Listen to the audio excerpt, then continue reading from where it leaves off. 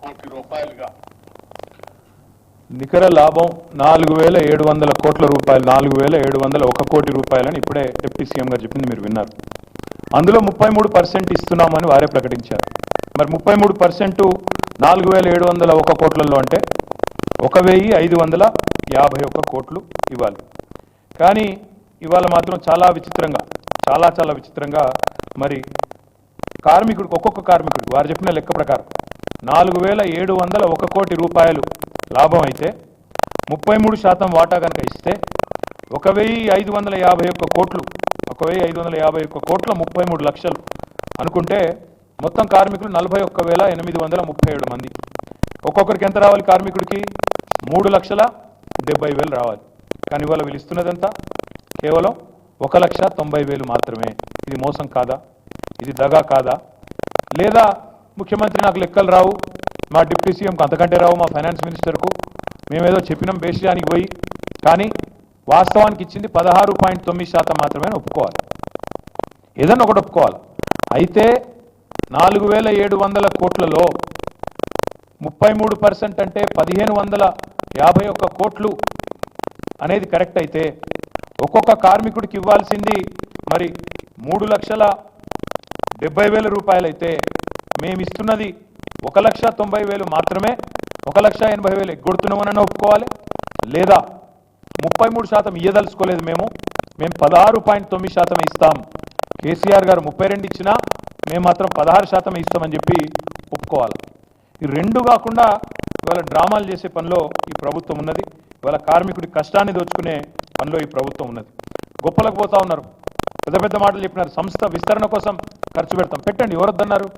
సంస్థ మేము విస్తరించలేదా? 490 కోట్ల లాభాల్లో ఉన్న సంస్థని 2,222 కోట్ల లాభాల్లో కేసీఆర్ గారు తీసుకొని పోలేదా? ఒక్కొక్క కార్మిక సోదరుడికి 17,000 లాభాల్లో వాటా వచ్చే స్థాయి నుంచి మేము అడుగులు పెట్టినాడు. చివరికి దిగిపోయే నాటికి 10 రెట్లు 1,60,000 రూపాయలు ఇచ్చే స్థాయికి కేసీఆర్ తీసుకపోలేదా? సంస్థ విస్తరించలేదా?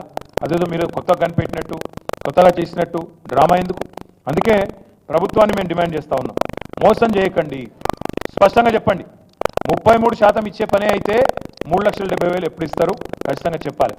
లేదు మేము ఇయ్యం, మేము ఇంతనే ఇస్తాం 1,90,000 అంటే మరి 16.9% ఇస్తున్నాం, ఇదే మా కథ అని చెప్పాలి. నేను ఇంకొక మాట కూడా అడుగుతా ఉన్నా. సింగరేణి బెల్ట్ మొత్తం కాంగ్రెస్ పార్టీని కార్మికులు గెలిపించింది. మొత్తం అది కొత్తగూడెం నుంచి మొదలు పెడితే చెన్నూరు కావచ్చు, మంచిర్యాల కావచ్చు, ఇల్లెందు కావచ్చు, సత్తుపల్లి కావచ్చు, భూపాలపల్లి కావచ్చు, మొత్తంగా బెల్లంపల్లి కావచ్చు, మంచిర్యాల కావచ్చు, మొత్తం గెలిపించినారు. రామగుండం కావచ్చు, మంతెని కావచ్చు, అంతా గెలిపించారు మిమ్మల్ని. మరి వాళ్ళకి మీరు ఇచ్చే బహుమానం ఇదా? మొన్న మీ రికగ్నిషన్ కోసం జరిగే కార్మిక సంఘం ఎన్నికల్లో కూడా మిమ్మల్ని గెలిపించారు, మీ అనుబంధ సంఘాన్ని మీ అనుబంధ పార్టీని గెలిపించినారు.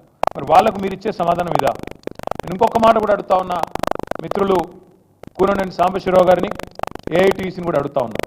మీరు కార్మికుల హక్కుల కోసం కొట్లాడుతామని చెప్తారు, మీరు రికగ్నైజ్ యూనియన్, ఇప్పుడు మీరు అక్కడ మీరు తప్పకుండా ఈ కుట్రపూరిత వైఖరి ఏదైతే కాంగ్రెస్ పార్టీ అవలంబిస్తున్నదో సిపిఐ కూడా తన వైఖరి చెప్పాలని చెప్పి కూడా నేను డిమాండ్ చేస్తా ఉన్నాను. మీ ఏఐటీసీ కూడా వైఖరి చెప్పాలి. రికగ్నైజ్ యూనియన్ మీరు చెప్పండి, సమాధానం చెప్పండి. 16.9% ఈరోజు బోనస్కి లాభాల్లో వాటాకి మీరు ఒప్పుకుంటున్నారా?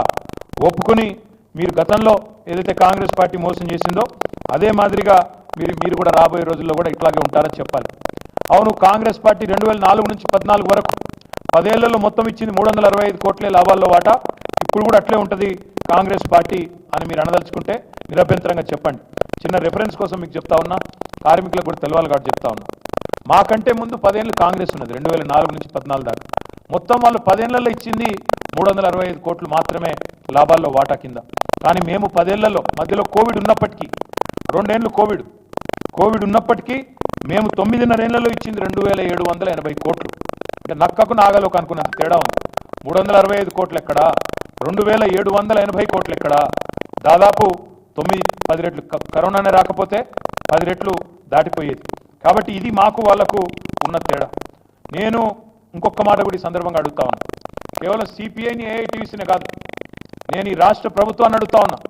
మేము ముందే హెచ్చరించాం మిమ్మల్ని, కార్మికులను కూడా ముందే అప్రమత్తం చేసినాం. మీరు కనుక గట్టిగా లేకపోతే, పోరాడకపోతే సింగరేణిని వీళ్ళు అమ్మేస్తారు, ప్రైవేటు పరం చేస్తారని చెప్పినాం. చెప్పినట్టుగానే కేంద్రంలో ఉన్న బీజేపీ సింగరేణిని ప్రైవేటీకరించే ప్రయత్నం చేస్తుంటే